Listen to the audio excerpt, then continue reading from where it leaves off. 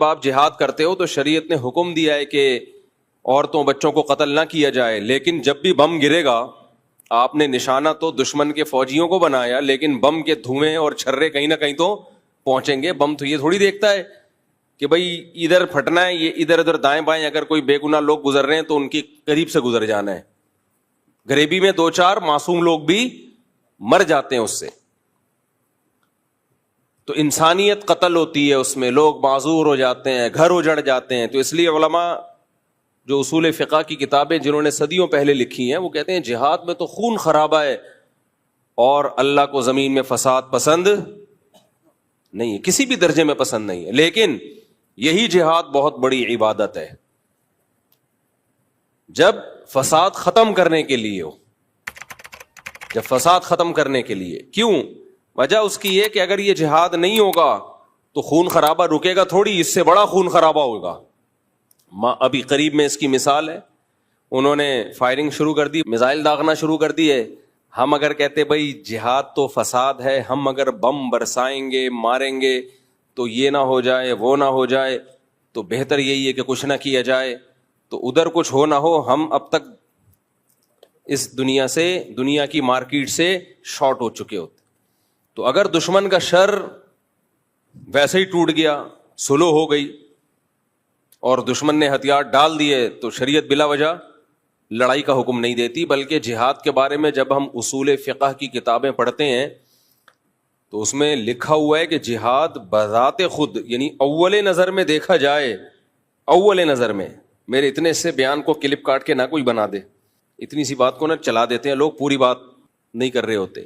پہلی نظر میں اگر دیکھا جائے تو فساد ہے، اس میں کوئی ایسا کام نہیں ہو رہا جو اللہ جس کو پسند کرتا ہو. مار کٹائی، قتل و غارت، معصوم لوگوں کی جانیں بھی جاتی ہیں. جہاں جہاد کا فائدہ ہوگا جہاد کیا جائے گا، جہاں فائدے کے بجائے نقصان ہو نہیں کیا جائے گا. ہمیں نبی سے جہاد کرنا بھی ملتا ہے اور جہاد کو ڈیلے کرنا بھی ملتا ہے. صلح حدیبیہ بھی ملتی ہے جس میں آپ نے لڑائی کو ٹالا ہے، اور فتح مکہ بھی ملتا ہے جس میں خود آپ نے حملہ کیا، اور غزوہ احد بھی ملتی ہے جس میں صرف ڈیفنس پہ اکتفا کیا ہے غزوہ احزاب میں. تو جہاں صرف ڈیفنس کرنا ہے، آپ سمجھتے ہو صرف ڈیفنس سے کام چلے گا، وہاں ڈیفنس کیا جائے گا. جہاں بڑھ کے حملہ کرنا ہے وہاں بڑھ کے حملہ کیا جائے گا. جہاں دونوں سے نقصان ہو وہاں دونوں ہی نہیں کرنے، کیونکہ مقصد نہیں ہے جہاد. مقصد کیا ہے؟ دین کا غلبہ. تو وہ جو سوٹیبل طریقہ، جہاد کا انکار نہیں کرنا ہے. کہیں بعض فلاسفر ایسے ہیں جو ایکچولی کر کے جہادی کا انہوں نے بیڑا غرق کر دیا. تو جہاد کا انکار تو کفر ہے. یہ کہ سوٹیبل جگہ، سوٹیبل ٹائم، یہ ساری چیزوں پہ غور کر کے. یہ کچھ لوگ جہاد کے بالکل ہی منکر ہیں اور کچھ ایسے ہیں کہ ہر جگہ بم پھاڑنے میں لگے ہوئے ہیں. یہ دونوں غلط ہیں. وہ دیکھتے ہی نہیں کہ اس کا نتیجہ کیا نکلے گا. وہ کہہ رہے ہیں نتائج کے ہم مکلف نہیں ہیں. جب ان کو کہا جاتا ہے بھائی یہ کون سا طریقہ ہے جہاد کا، ہر جگہ ہی بم پھاڑ رہے ہو، کہہ رہے ہیں بھائی نتیجہ کیا یہ اللہ نکالے گا، ہم اعمال کے مکلف ہیں. نا نا نا نا نا نا، کچھ اعمال ایسے ہیں اس میں ہم نتیجے کے بھی مکلف ہیں. دیکھو ایک آدمی سردیوں میں برف کی دکان کھول کے بیٹھا ہوا ہے.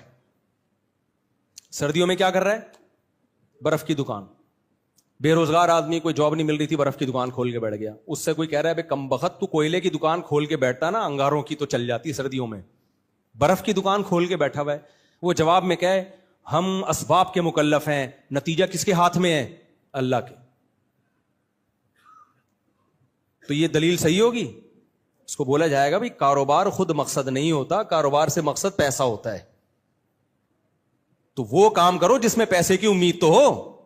گولا گنڈا بیچ لیتا شاید چل جاتا، ٹھیک ہے نا، تھوڑا بہت. کچھ بے وقوف ایسے ہوتے ہیں جو سخت سردی میں بھی گولے گنڈے کھا رہے ہوتے ہیں. آئس کریم چل جاتی، برف کون خریدتا ہے یار؟ یا خریدیں گے بہت تھوڑے لوگ، تیرا خرچہ زیادہ ہوگا اور انکم کم ہوگی. تو ایسا ہی جہاد ہے، ایسا ہی تبلیغ ہے، اس میں مقصد کہ کوئی اس کا پازیٹو ریزلٹ نکلے.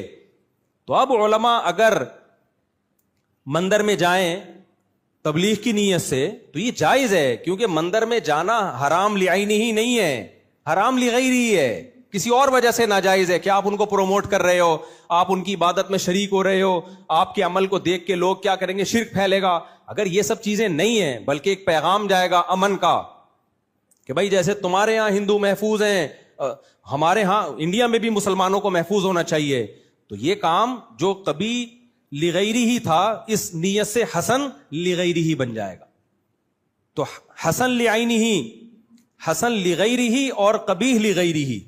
ایک کام ہوتا ہے حسن لعینہ ہی، وہ حسن ہی رہے گا، اچھی نیت سے یا بری نیت سے وہ خراب نہیں ہو جائے گا. ایک کام ہوتا ہے قبیح لعینہ ہی، جیسے شراب پینا یہ قبیح لعینی ہے، یہ اچھی نیت سے حلال نہیں ہو جائے گا. کسی کا حرام پیسہ آپ نہیں کھا سکتے، یہ پابندی ہے، اللیگل ہے. آپ کو یقین ہو کہ میرے حرام کھانے سے کروڑوں لوگ اسلام میں داخل ہو جائیں گے، بھائی ہو سکتا ہے وہ اسلام میں داخل ہو لیکن آپ جہنم میں جاؤ گے. مشرکین مکہ کیا کرتے تھے؟ صحابہ کرام کو انہوں نے مکہ سے نکال دیا اور مکہ سے دربدر کر دیا. اس کے بعد صحابہ کرام کو پھر جب جہاد کا، پھر ان پہ حملے بھی کرتے تھے. صحابہ کرام جہاد کرتے، لڑائی کرتے، اپنے آپ کو، شروع میں تو دفاعی لڑائیاں ہوئی ہیں. تو مشرکین مکہ کہتے دیکھو، حج تو ابراہیم علیہ السلام کے دور سے ہو رہا ہے نا.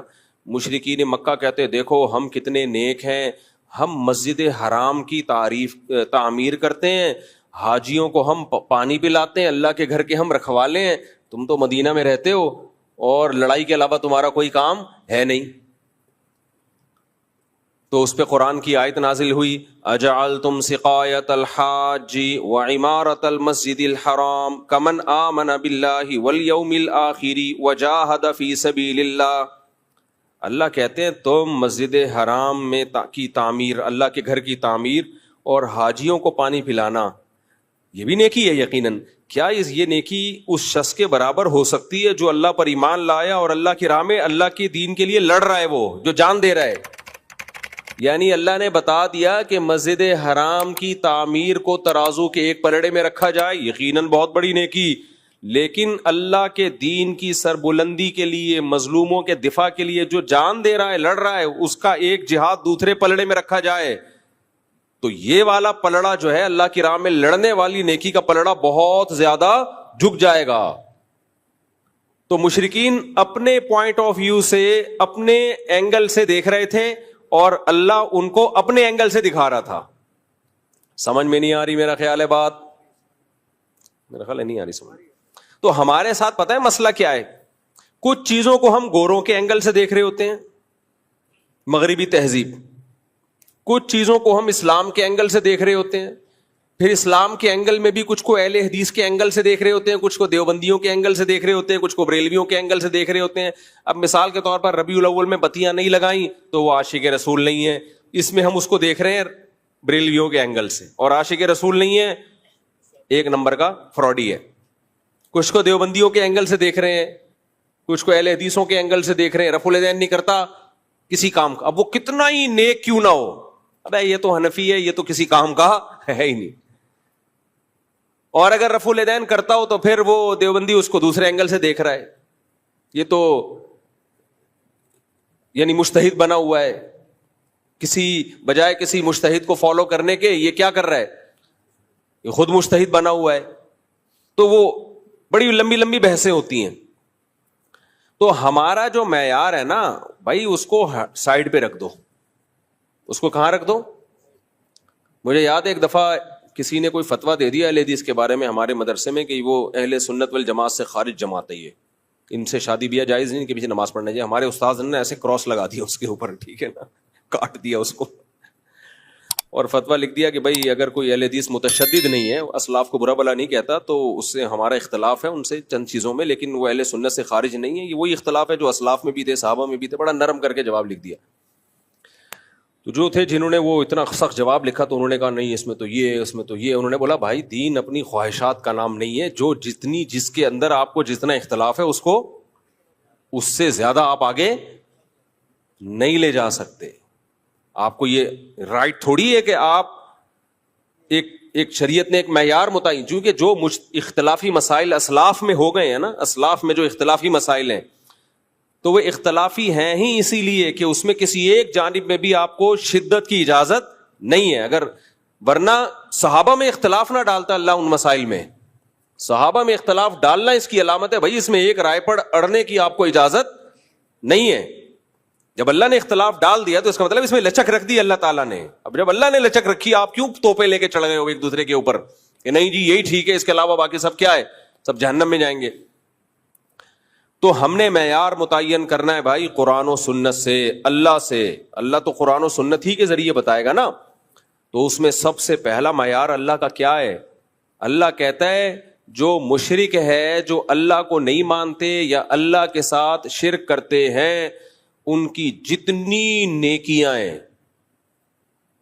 ہر وقت لوگوں کو کھانا کھلاتے رہیں, لوگوں سے اچھے اخلاق سے بات کرتے رہیں. تو اللہ نے قرآن میں فرمایا کراماد اشتدت بہ الریح فی یوم عاصف. ایک راکھ کا پہاڑ ہوتا ہے نا, پہاڑ راکھ ہوتی ہے نا, جو جل کے راکھ حاصل ہوتی ہے, کتنی لائٹ کتنی ہلکی ہوتی ہے وہ, اس کا پہاڑ ہو تو دیکھنے میں تو لگے